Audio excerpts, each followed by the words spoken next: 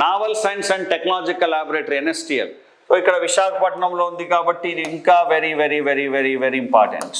Group 2 APPSC group 2 వాళ్ళకి ఇట్లా తెలుగు స్టేట్లలో ముఖ్యంగా ఆంధ్రప్రదేశ్లో ఉండేటువంటి దేన్నైనా ఖచ్చితంగా మనం గుర్తుపెట్టుకోవాలి. ఎందుకంటే అది జాగ్రఫీలో అడగొచ్చు, ఎకానమీలో అడగొచ్చు, పాలిటికల్ దేనిలో అడిగే అవకాశం ఉంది. ఇక్కడ డిఫెన్స్లో అడగొచ్చు.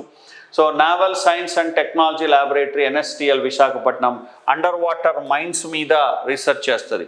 అండర్ వాటర్ మైన్స్ని గుర్తించడం, వాటిని నిర్వీర్యం చేయడము, వాటిని పాతడము, శత్రు దేశాల యొక్క అండర్ వాటర్ మైన్స్ని మనం గుర్తించడము, వాటి మీద టార్ఫిడోస్ నీటి అడుగున వెళ్ళి షిప్స్ని జలాంతర్గాములను ధ్వంసం చేసేదే టార్ఫిడో. మళ్ళీ టార్ఫిడోకు చూద్దాం మనం. Next research centre for Imarat. So RCI Imarat అంటే బిల్డింగ్ అండి.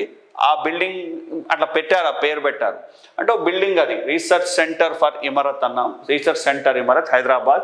మిసైల్స్ అండ్ స్ట్రాటజిక్ సిస్టమ్స్, క్షిపణులు మరియు వ్యూహాత్మక వ్యవస్థల గురించినటువంటి ఇది పరిశోధన చేస్తుంది.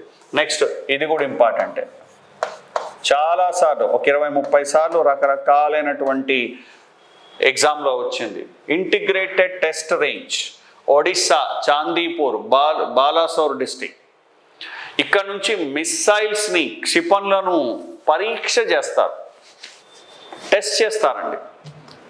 మరి ఒడిస్సాలో ఉంది కాబట్టి అక్కడ నుంచి ఒక దీవి నుంచి ఇంకో దీవికి, ఒక సముద్రంలో ఒక ప్లేస్ నుంచి ఇంకో ప్లేస్కి, లేదా ఆ దీవి నుంచి సముద్రంలో ఉన్న టార్గెట్ని ఫిక్స్ చేయడానికి సో ఇక్కడ నుంచి టెస్ట్ చేస్తారు. చూడండి ఇక్కడ టెస్ట్ చేస్తారు. ప్రయోగం సక్సెస్ అయింది. ఒరిస్సాలోని చాందీపూర్లోని వీలర్ ఐలాండ్, దీన్ని మనం అబ్దుల్ కలాం ఐలాండ్ అన్నాం. వీలర్ ఐలాండ్ని మనం ఇప్పుడు అబ్దుల్ కలాం ఐలాండ్ అంటున్నాం. అక్కడి నుంచి మిసైల్స్ని వీటన్నిటిని టెస్ట్ చేస్తారు. అందుకే దాని ఇంటిగ్రేటెడ్ టెస్ట్ రేంజ్ అయింది. So missile test range, missile launch facilities ఎక్కడున్నాయి, మిస్సైల్ని టెస్ట్ చేసేటి ఎక్కడున్నాయి, సో అది ఇక్కడ integrated test range Chandipur, Balasore, Odisha, wheeler island, దాన్నే మనం ఇప్పుడు అబ్దుల్ కలాం ఐలాండ్ అంటున్నాం.